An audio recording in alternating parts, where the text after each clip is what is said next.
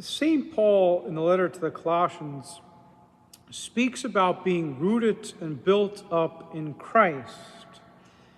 And I love the idea of being rooted because roots are not passive things, but they grasp at the ground and they go deep. They grow downward in search of water to survive. And in the process, they're built upward. And we're all called to act the same way toward Christ. For Jesus Christ is the life, or he's the living water of our very soul. And in the parable of the sower, we even notice some seeds. They sprang up quickly since they had no depth of soil. But when the sun rose, they were scorched. And since they had no root, they withered away. Now we put roots down in our faith in two ways. The first is having knowledge. This is why we have faith formation and why we should always seek to know what we believe. The more we study our faith, the more our mind becomes rooted in Christ and his church.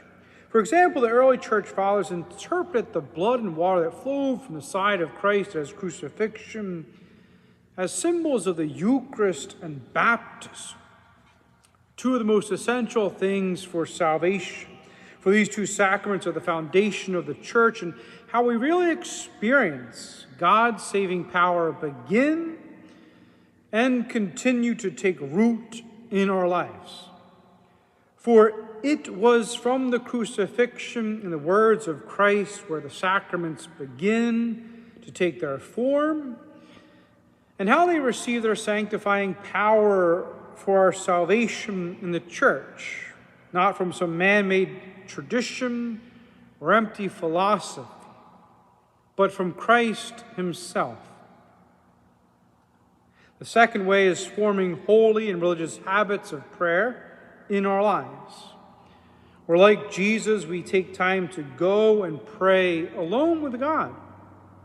Most importantly, from our hearts, whatever we're feeling or thinking about or whatever we're struggling with, we communicate with God with our hearts. Also, by attending Mass on the Lord's Day and holy days of obligation, out of love of God, going to confession if we sin, and receiving the Holy Eucharist. For the Eucharist is truly the Lord who touches our soul to heal, to forgive, to really share in his divine life. So may we never forget this is Jesus, the Jesus who loves you, and the Jesus who went to the cross to save you.